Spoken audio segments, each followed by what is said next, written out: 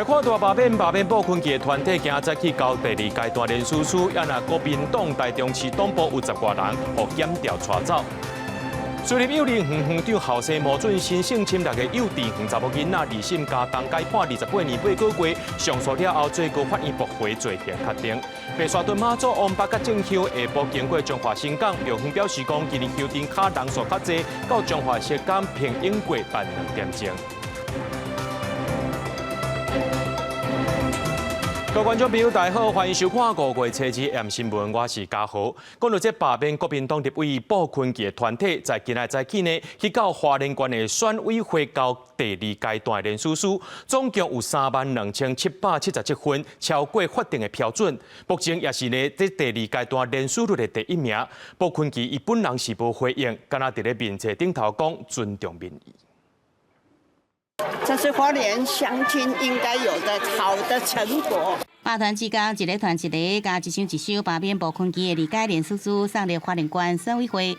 2个月时间，总共收集到32777份，超过法定的标准19377份，达成率169%，占据全台2阶联署率第1名。这不只是一次的罢免行动，这是一次对长期政治垄断结构的反抗，也是花莲公民对不负责任的傅昆萁表达拒绝的行动。我们也一直都在开始做好准备，然后我们全台湾的所有国民党团，我相信每一个人都会站出来。对着罢免2阶送件，布坤基支持面册发文讲尊重民意，不过也讲相信绝大多数乡亲只要会投下无同意票，并且强调绝对袂屈服会正面来压阵。不过，伊伫做花莲县长期间调管控就税争议，搁再互媒体来报道。也伫这敏感的时间点，花莲县府退税服业者2亿元也引发联想。这么快退税是跟现在正在罢付有关吗？没有，我们主要是依照行政法院的判决来做后续相关的作业的处理，那并不是像所媒体报道的，请大家不要错误的连结。另外，伫南投县罢免国民党立委游和的团体，初日下晡要到县选委会宣布送出23238份2阶联署书。我们今天之后还是会持续收件，那就是一直到选委会去做公告，说我们第2阶段通过为止。在这许多的过程中，其实一直在进行着这个民主开倒车的情况，这些其实对于民主来讲，这是最大的伤害。游和讲罢免行动伤害民主，和南投是更加对立。因为南投另外一些国民党立委马文君罢免团体是讲，就已经收到17500多份2阶联署书，离达到目标也无到大约1000份，会拼伫测试一致进前来送件。记者综合报道。检调侦办这罢免联署无老实的案件，国民党台中市党部区党部顶8个所在，今早起拢去封抄，甲这党部职员含涉案人员的10多人带走。台中地检署强调袂去设立场，部分党派拢会查。若讲到这基隆市进前的民政处长张延祥涉嫌泄露雇主帮助罢免，且伊阁再有2名户政事务所的主任洪玉丹交保。市议员郑文鼎在今仔日去到监察院，要检举基隆市长谢国良不久。前日透早8点外，台中地检署兵分8路到国民党台中市党部区党部顶8所在搜查，将近2点钟，拿电脑主机也抄走内底党部职员。不管是负责党部的社团活动，或者是选战护选工作，检调侦办罢免涉嫌规则文书案，传回涉嫌人甲证人10多人到案说明。台中地检也强调，罢蓝罢绿拢会办。台中市多位立法委员罢免提议案疑涉不法之情资，本署不预设特定立场，秉持客观中立的态度侦办案件，尊重这个检调，尊重司法，也希望能够尽速的厘清。不可能在我的选区，这个死亡连署的比例会高成那个离谱的地步嘛？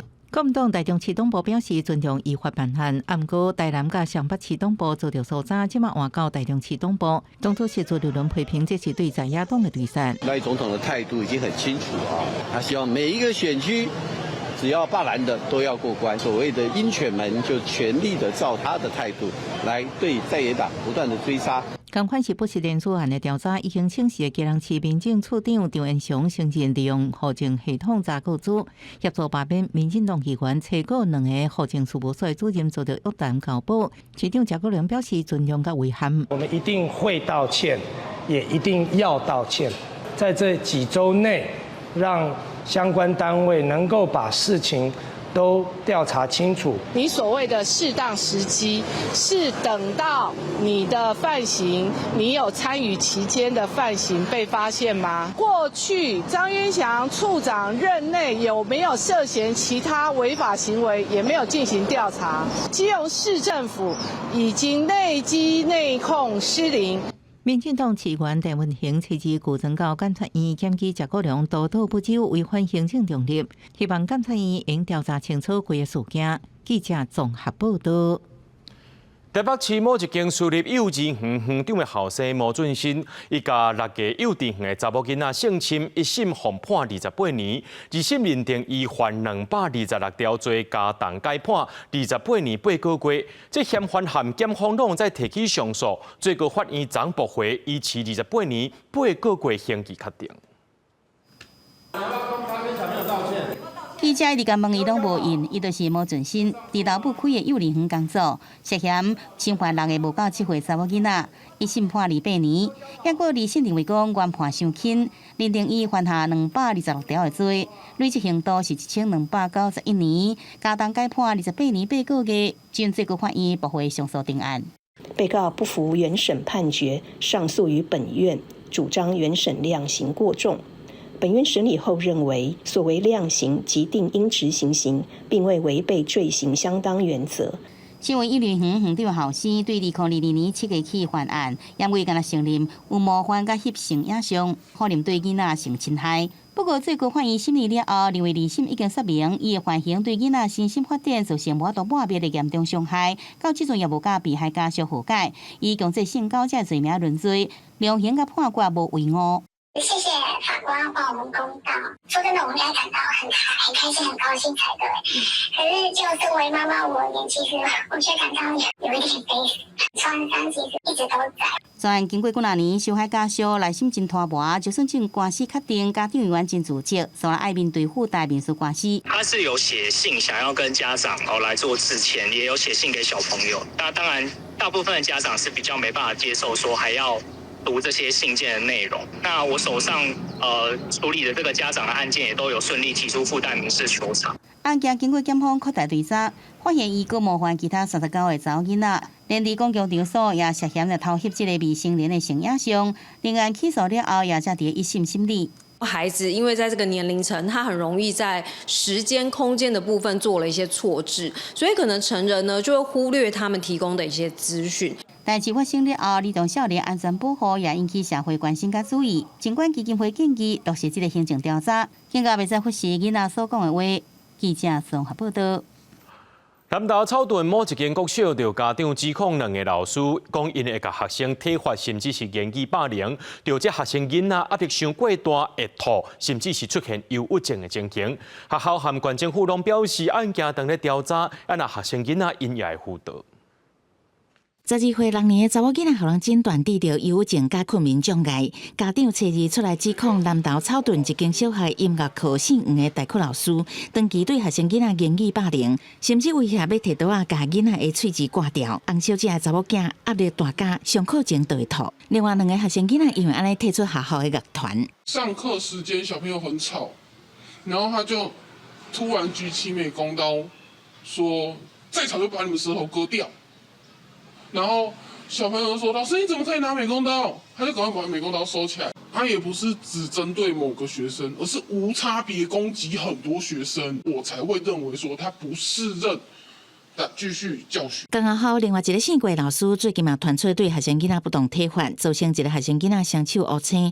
校方证实2件案件拢已经校案通报，涉案的老师拢请假接受调查，也会给学生囡仔做心理辅导。都请假了，请假经过调查。我们这边也不会做心理辅导，然后也会寻求外面的资源来帮忙这样子。短时间内连续2个老师出状况，人本教基金会批评校长顺看机制失灵，也无详细看家长指控的内容。学校看得出来有伫暗号也有责任。他允许这些老师在学校里面用这种方法对待孩子嘛？那学校难辞其咎。除了启动校事会议调查，然后针对这些就是违法施暴、霸凌的老师以外，我想整体的学校的整个教学气氛、对待孩子的态度，这个都要一并做检讨。学校已经进行了这个相关的疑似案件的校案通报，那我们请学校务必要尽速的来去厘清这个事件，那并且呢着手来进入调查。姓黄的英文老师，阁予家长指控牵涉到伫校内收费补习，以私人的户头收钱无收据这个证据。南投县教育处表示，2案拢已经要求学校召开校事会议调查。县政府原来聘请外部委员介入了解，查明了后，依照规定裁处，维护学生囡仔权益。记者采访报道。白沙屯妈祖要往北港进香，这36点钟要行到北港。妈祖的銮桥下晡点外呢，到中华新港，法院宫也传真侪点心要互香灯卡享用。宫田宫表示讲，因为这香灯卡人数较侪，休困的时间也变较侪啊。今年妈祖到中华时间平用过12点钟。白沙屯妈祖往北港进香，伫5月初1半暝11点25分起驾，妈祖桥沿路行海线，要拼36点钟到北港。甲台中龙井交界的中华新港乡，初2顶部已经出现袂少香灯卡。新港当地信用中心法院宫的庙埕，人真是烧下烧客。虽讲白沙屯妈祖进香的路线无固定，但是妈祖若是选择为海线落南，就一定过遮。所以庙方嘛早早就来准备，传济食物甲凉水，要互香灯卡享用。有鲜草饼、油饭甲草皮仔粿，甜的、咸的，拢总有。庙方出动200位志工，开10外大鼎煮食，要来服务33万的香灯卡。为10多年前白沙屯嘛经过遮就拢会参与，拢会出来安尼。嘛感谢妈祖的庇佑，遮香灯节大家遮用心，电会当传的尽量传。阮昨的对妈祖出发啦，行规暝，走到这里有点累了，看到美食超棒的。今年白沙屯进香报名人数33万人，创下历史上悬的纪录。妈祖銮桥伫拜5下晡2点才行到新港法院宫的路口，庙方人员嘛出来迎接圣驾。但是妈祖神轿伫路口小可停留了后，就继续往鹿港的方向行。少更较济吼，所以讲有小可delay2点钟。即摆下晡时有delay到，一定会拖延到晚上的时间。宫田宫表示，今年因为香灯卡的人数多，加上妈祖神轿停驾时间嘛多，时间有前大约2点钟，暗时应该会开始赶路，嘛呼吁信徒一定爱惜家己的体力，唔通硬劲，安全第一。记者杨淑静中华报道。来看这高雄大寮有40户居民，长期以来拢是抽地下水伫咧用，不过最近却拢抽无水，居民就怀疑讲是附近建案伫咧挖地下室造成的。拍开水就头完全无水，这状况对当地居民来讲维持要1个月。迄无水偌艰苦，你敢知影？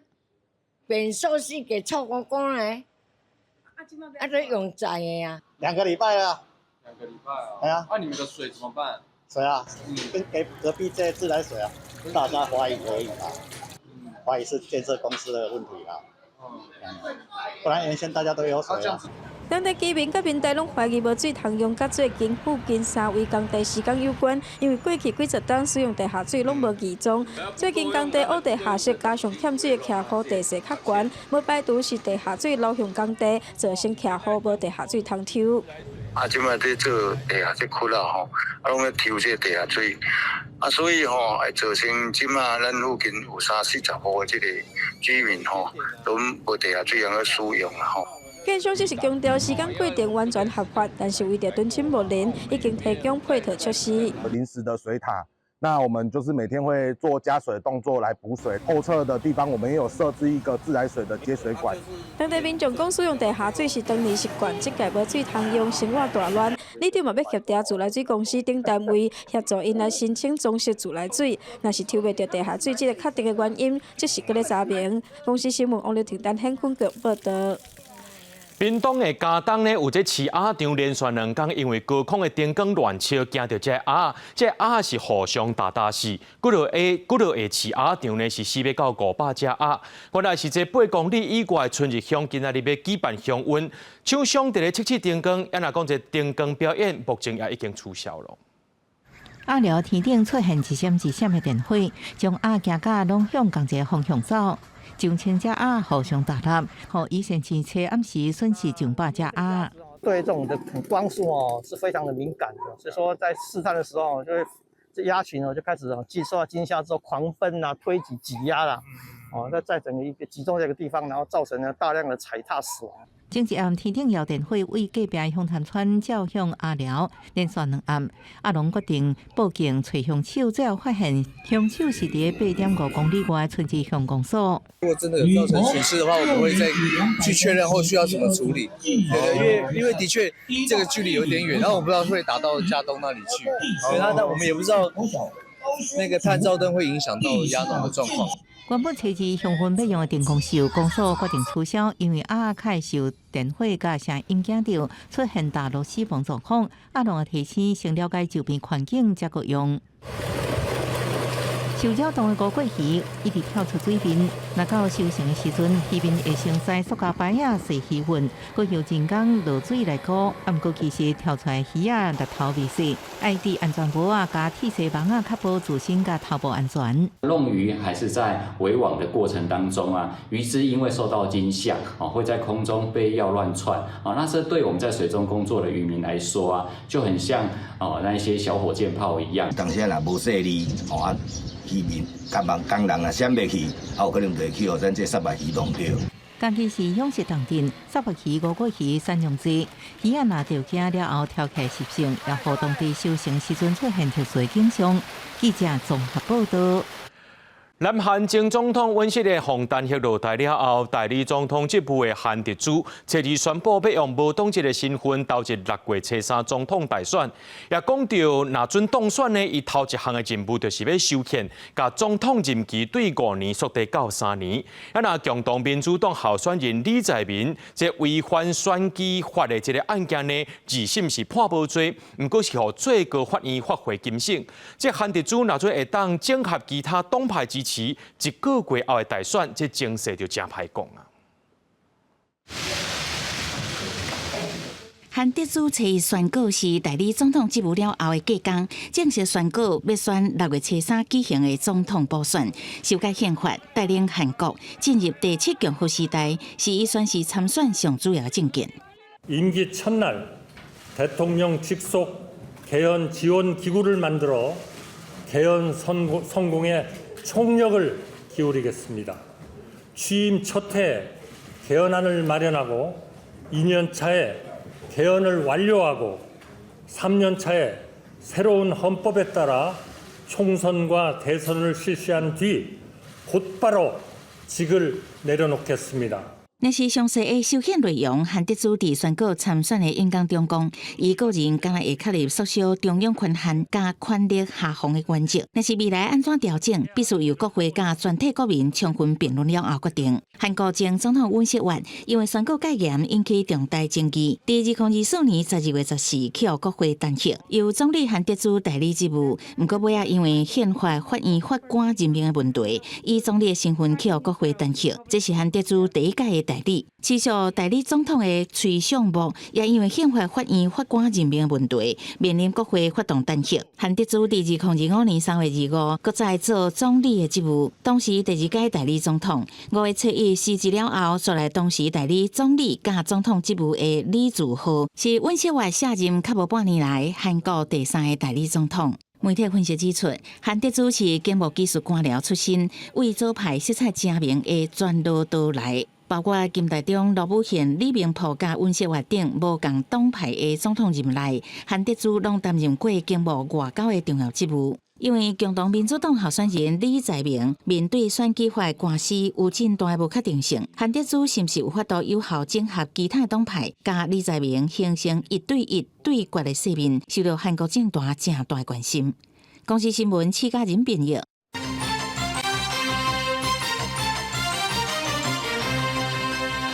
因为美国关税冲击的4100亿特别条例草案，今仔日伫法院会一读交付经济财政委员会联席审查。这总预算内面的头一批238案该档案，也全部呢交付委审查。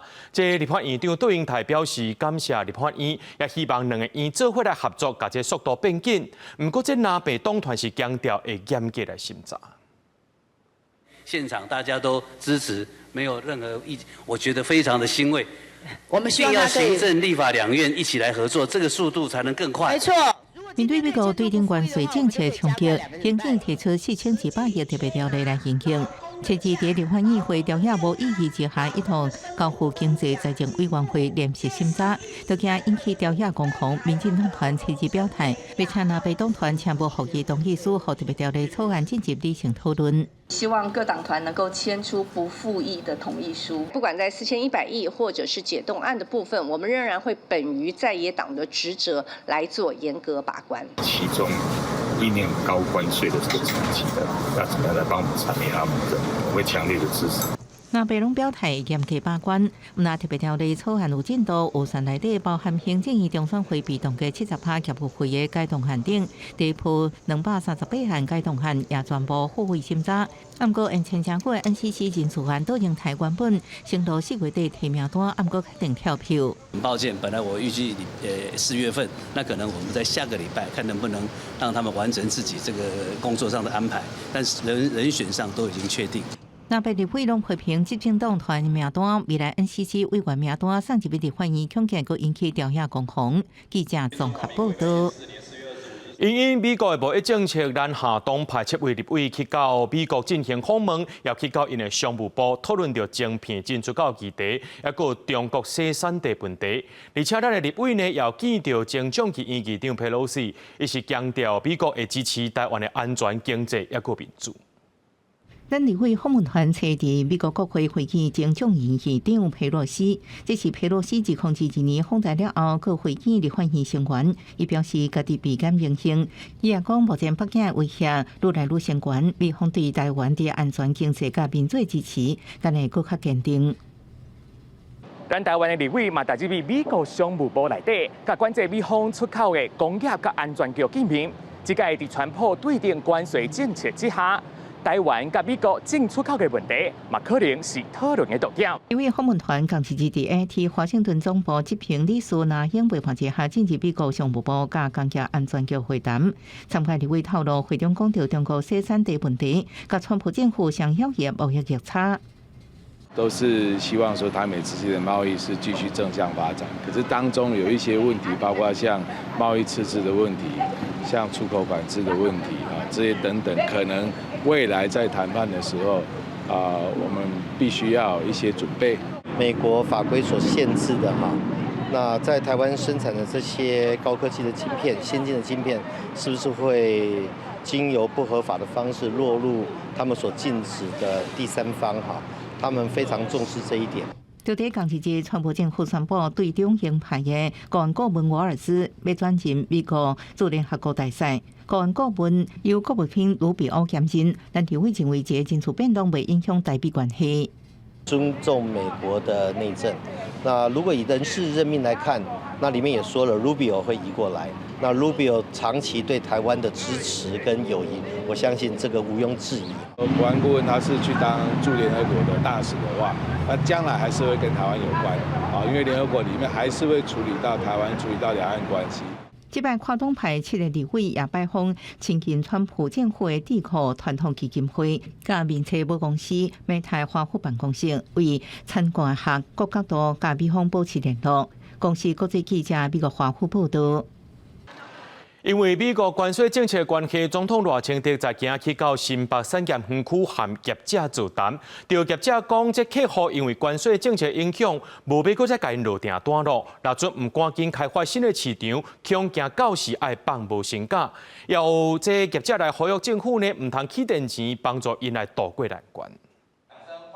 为美国宣布对顶关税，台湾未小产业大受冲击。为了解产业的心声，总统赖清德亲自去新北产业园区听业者的心声。面临整个的景气还有关税的问题，那已经成本已经够重了哈，是不是电价动涨？现在关税谈判的话，变动对我们的影响比较大啊。如果说关税能尽快的谈定，那这样的话，企业比较好，容易因应啦。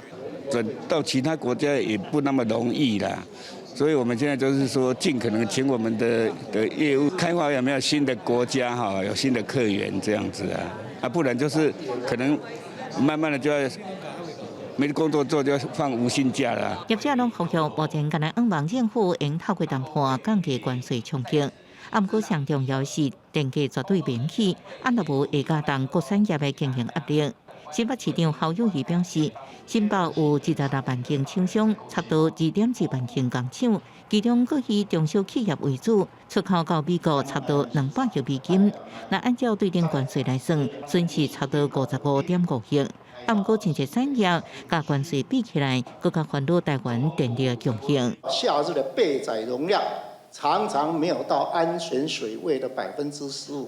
往往是10%，甚至也有掉到10以下。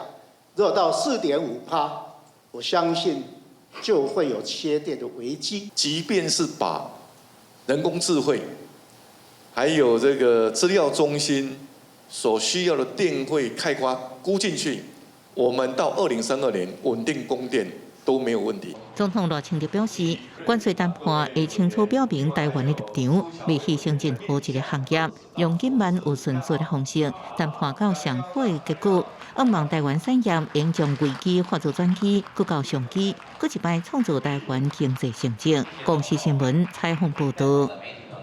根据统计，这公共汽车客运业请的员工出现上介少人的记录，这逐个月总工时加起来平均是198.6点钟，说是这运输和仓储业内面上介悬的。这交通部公路局就表示，除了协助业者予因人才补助，劳动部也当咧修法，要开放大客车呢，会当请交外生按算6月公告。完成准备进步写报表，大客车驾驶准备好了后，出发上路载客。公车密度是全台湾第一个上北。疫情了后，一直出现大欠工，上北为今年开始补贴运价，附带担书要求业者爱回驾驶加薪8000。目前观察人才流失有卡等号。如果以人车比1.26来计算的话，那驾驶长的缺额大概是600多位。那另外的话，我们也一直在做的事情是透过民众上下车刷卡的资料来检讨公车营运路线，不管是班次或路线的一个检讨，让它的一个营运效率能够提升。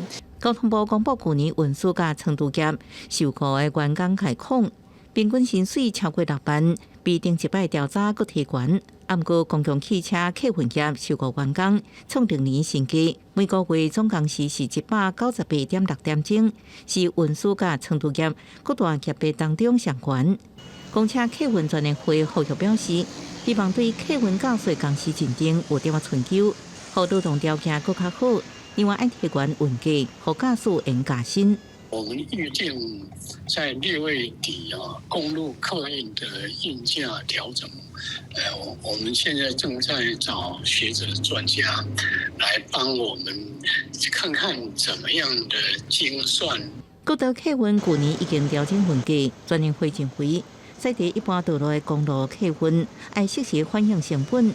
公路局表示，除了补助业者招募到明年1月，开放交外生驾驶大客车部分也进入最后准备阶段。劳动部正在修法当中，预计最快6月份会来做公告，正式的那个申请招募的部分就能够执行。公路局分析，修法了后，有想要投一个交外生，经过考察培训了后，有个差不多半年能上线。初步估算，开放了后，初期应为规个产业补充差不多600个人力。公视新闻采访报道。诈骗的广告满满是网络平台，所以拢无去互处罚。这诉法部官员讲无收到内政部的资料，不过这刑事局是讲，因今年到3月呢，已经有通报剔掉超过38000条的广告，而且呢4月2个也函报行政院，讲Meta有刊15条诈骗广告，所以拢无公布出钱的人，已经移请诉法部裁处。亲自来甲被害人提钱，验过合规的警方早就传好设备抓人，看到人一出现就该抓起来。你现在涉嫌有驾驶你有劝告之前被害的4名查某人甲车手已经面交过7遍，总共交予对方360万。台北市警方伫咧抓到车手了后，也查出幕后的不法集团。远赴高雄仁武区及屏东等处循线查获该诈骗集团，共计12名到案。被害人拢是互假投资骗去，对 FB 的广告一步一步互对方砍入去。有立委关心，诈骗广告这么多，拢无对网络广告平台业者处罚。内政部收集3月送数位部裁罚。那到目前为止有没有裁罚判件？到目前为止，我们都还没有收到内政部，还没有收到。我们是不敢跟 Meta、不敢跟 Google 这种大公司开刀，是不是？司法部是回应讲，到即马拢无收到内政部所收集提交的资料，但是刑事局是发声明，澄清讲，伫今年到3月已经同步下架超过38000条广告，业者拢有限期完成，也伫4月25。甲 Meta 顶头刊登无讲到制作假资料的15条诈骗广告，和保护行证据，而且司法部采取。业者他号称都有说他们已经有做好 AI， 但是同样类型的一再的发现，政府端跟执法面看不到他们所谓的有做的努力了。面对诈骗广告的问题，大桥诈骗中心表示，各大平台业者讲因有建立过滤机制，掩过一寡正港甚至同款的内容依然一直出现，希望业者会让更加积极主动处理。公司新闻采访报道。南投县政府要伫咧民间乡区焚化炉挖进中华分林的边境。今日环保团体和自救会就举行记者会，因为质疑这南投县政府拢无去到同款遭受焚化炉空污影响的中华治水办说明会。那这民间乡的民众也是反对起焚化炉的，县政府表示会搁再参考大家意见。反对民间焚化炉！反对民间焚化炉！大声喊口号，希望各界注意到南投县政府要伫民间乡区焚化炉的议题，因为焚化炉的场址挖进中华分林边境，民间乡民甲团团伫中华立委单数我的陪伴举行记者会，质疑南投县政府敢若伫民间乡办10场说明会，煞无去同款叫焚化炉空气污染影响的中华治水办说明会，实在不应该。彰化承受太多的空气的污染物了，真的不应该再这样子，而且我们真的努力的做回收。民间焚化炉不应该来盖，还有我们现在全台湾的焚化炉已经够多了。焚化炉它排出的这些大药烯，那事实上是没有办法它的半衰期是7到8年这是很严重的，而且是你一旦运作，它就是每日排出。民间乡自救会嘛认为，焚化炉所产生的粉尘会影响到地的生产，产生的地恶性也影响乡民的健康。甲乡长做伙表达不欢迎乡内起焚化炉的态度。对这代志，环境部甲县政府嘛做出回应。是不是可以由他们自己审那还是要跟大家说明因为目前的规定就是如此它的确是地方审查案件交给这个专家学者委员来进行审查那也要请大家相信这个专家学者委员的一个专业。这个地点在南投县境内，我们当然依照环评法的各项规定都会逐一去完成应该有的进度跟程序啦。对这代志，南投县政府表示，各方的意见拢会谨慎参考。环境部是表示，因为地方政府设置焚化炉，属有地方自治的事项，会鼓励开发单位加办说明会。公视新闻采访报道。台东的三仙台有民众看到一只海龟的尸体倒伫咧海边的水窟内面，伊规身躯拢互这钓鱼仔线缠住的。海保署讲是这只海龟应该是死去了后，才互这线缠住的。因若呼吁讲这放铃仔这款鱼网仔呢，就爱徛名者，也就爱回收。若准唔做，上当会当罚到15万。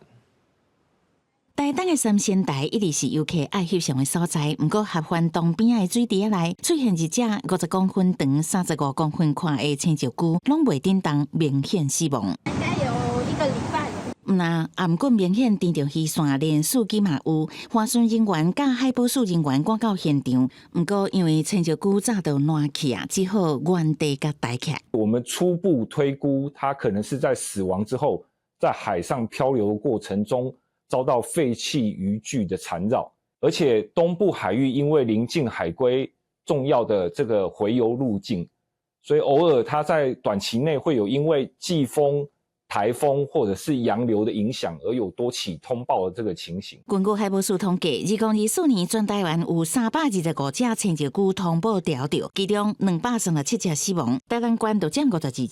进一步分析原因，虽然调伫海岸占65%，无路用的渔线填钓敢若占4%。不过，台湾县农业处提醒，无路用的刺网渔具，毋若袂使等伫海洋，也必须是名字，安尼无会方法。渔船它无法吸回那个刺网渔业渔具，那它必须要通报啊。如果没有通报的话，3万元以上15万元以下罚款。通常海龟会避开鱼线啊，那会被鱼线缠绕是通常就是很衰弱的时候，然后就会或是很饥饿的时候就跟人一样嘛。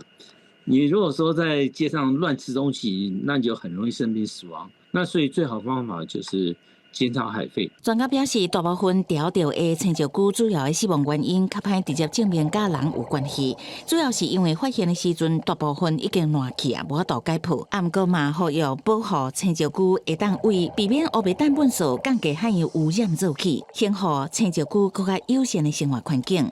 记者综合报道。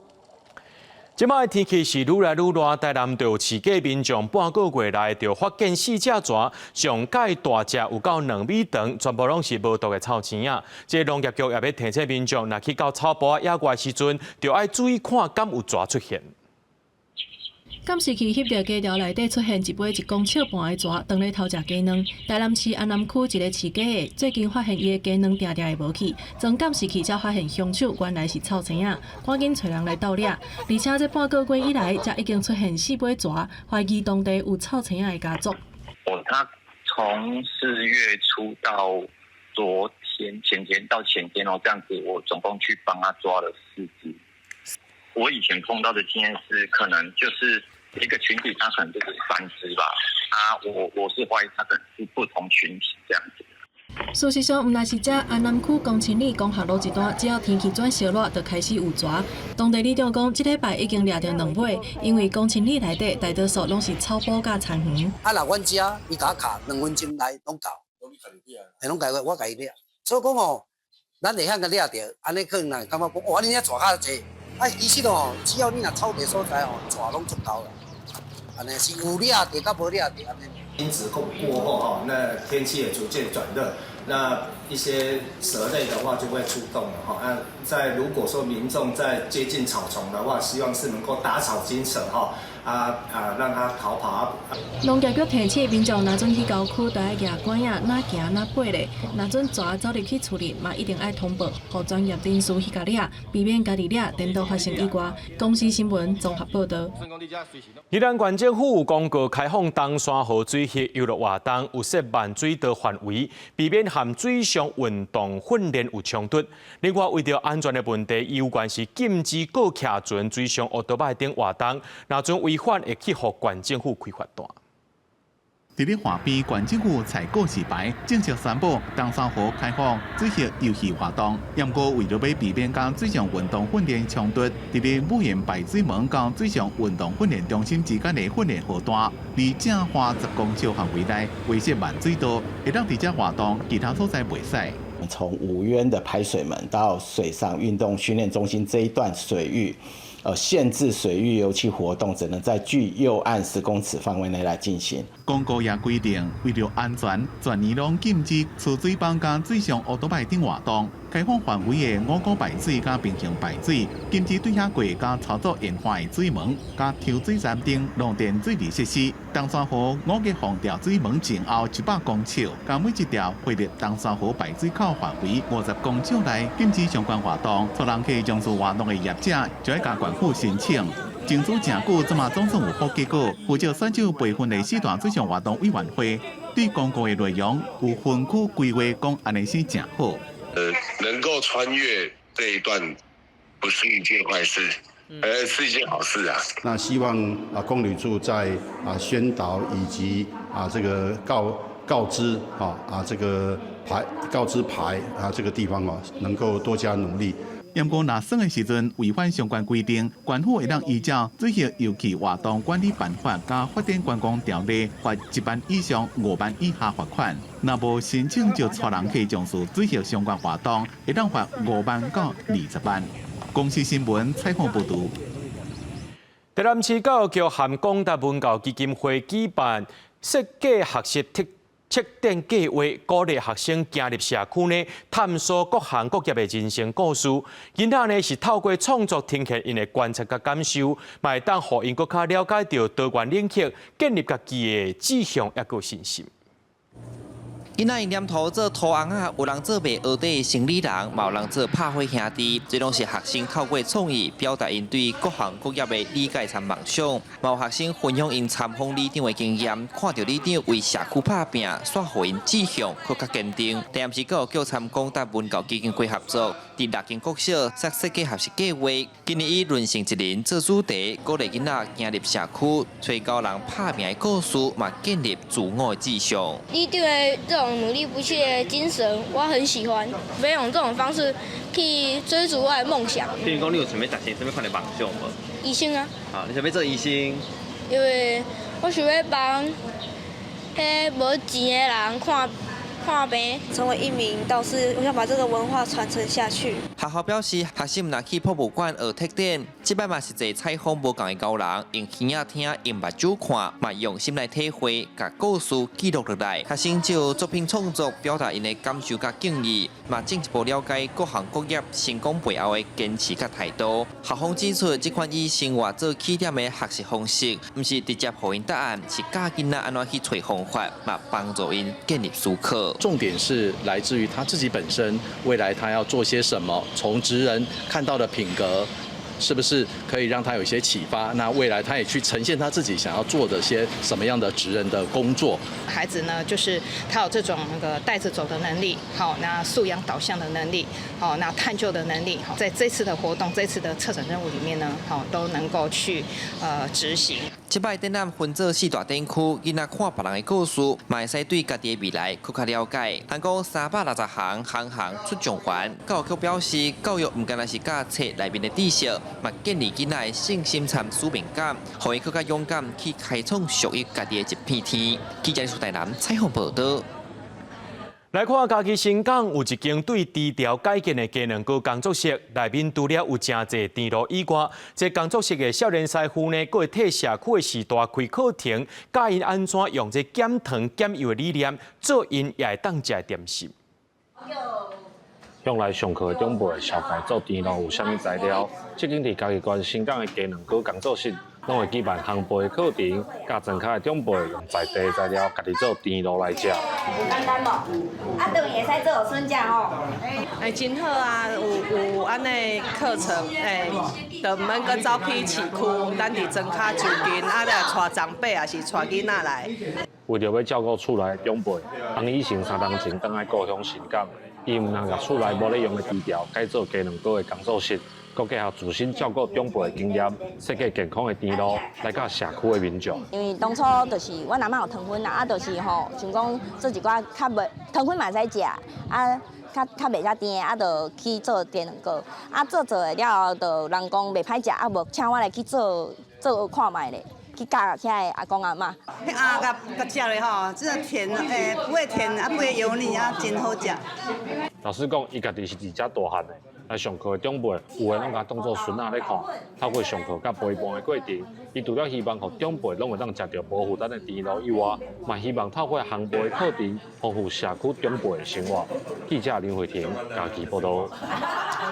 有人讲妈祖婆是台湾人信仰当中的妈妈，这台湾的艺术家透过绘本出大家城，用台中大家在地人的角度呢，甲伊所看到的信众、花车艺术、甲沿路的点心档拢甲画落来。作者表示讲，来参与民俗活动的人，伫照景的对象当中，拢有家己的舞台、家人生故事，这就是上界吸引人的所在。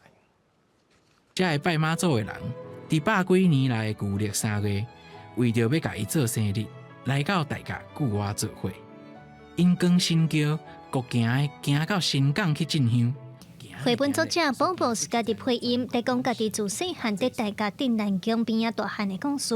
绘本名就号做出大甲城，所有伫咧大甲嘛绕境过程中，通看到的电头、火车架构，也佮有沿路的点心蛋，拢互作者画落来。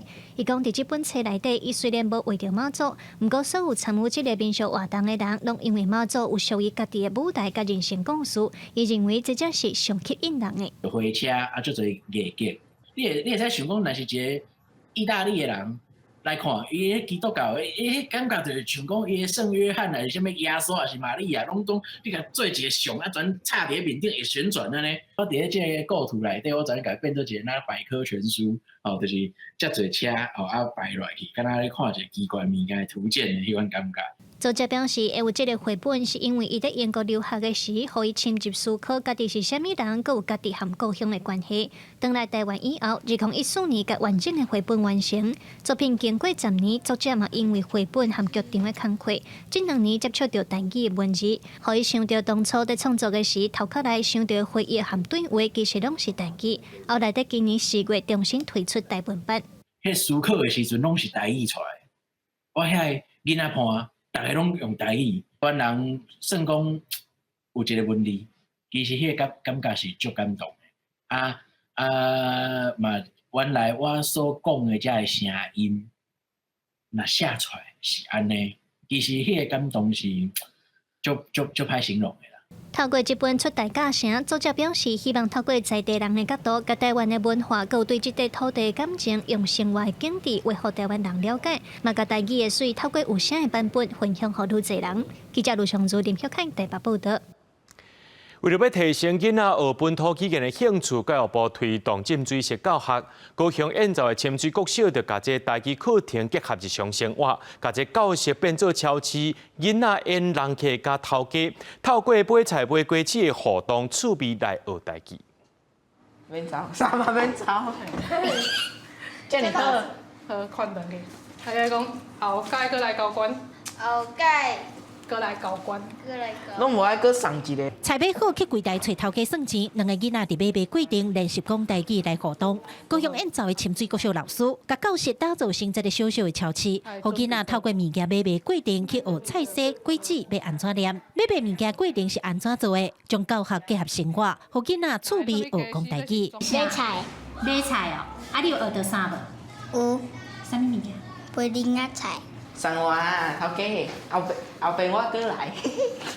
深水国小全校学生只有24位，虽然是小校，不过学校教学真用心，尤其是推广台语，因若打造一款浸水式的台语学习课程。平常时也鼓励其他科老师加用台语上课，因为深水国小的囡仔厝内底拢是讲台语较济，学校希望囡仔来学校自然讲台语。咱讲华语讲的就是种接地气啦吼，然后家校能够合作的是透过学校甲家庭哈。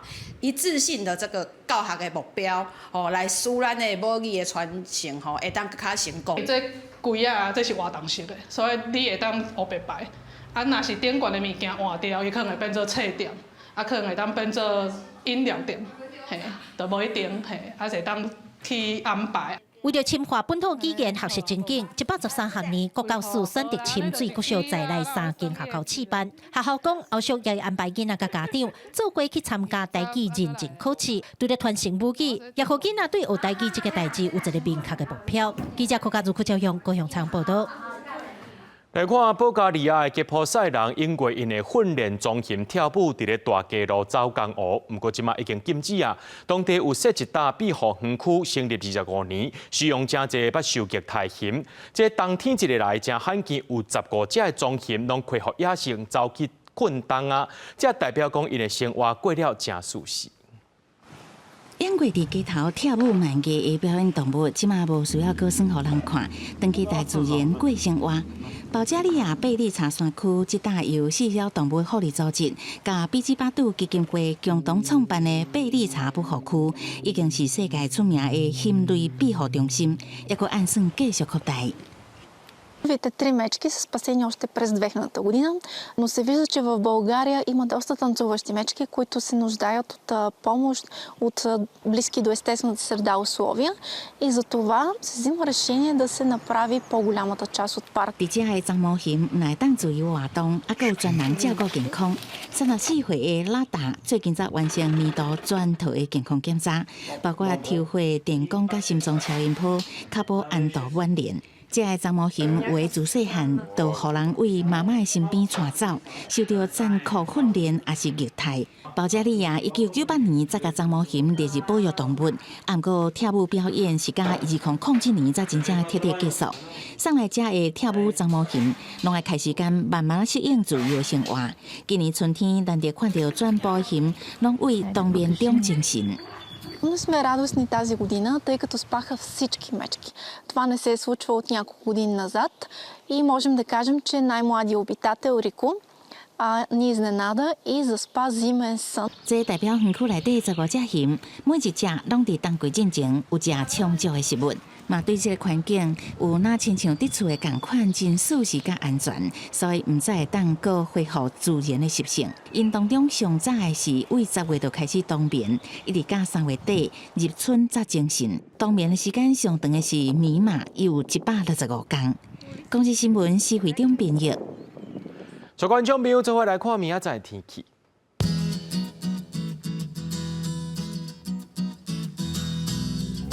基隆台北桃園新竹對21度到32度，